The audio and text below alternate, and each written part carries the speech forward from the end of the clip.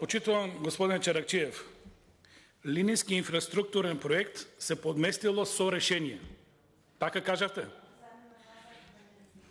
Тогаш требало решение. Сега носите закон за кој не треба решение.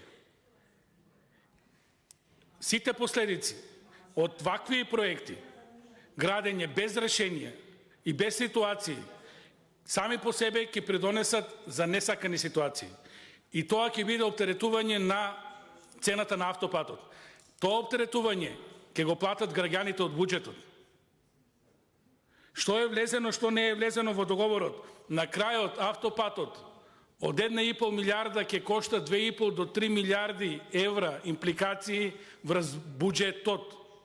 Тоа треба да ви биде кристално јасно и тоа се многу пари. И тука нема никаков простор за пофалба.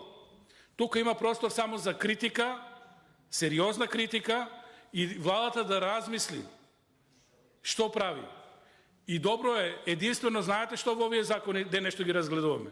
Што се подпишаа министрите, затоа што веќе имаме персонализирано одговорност.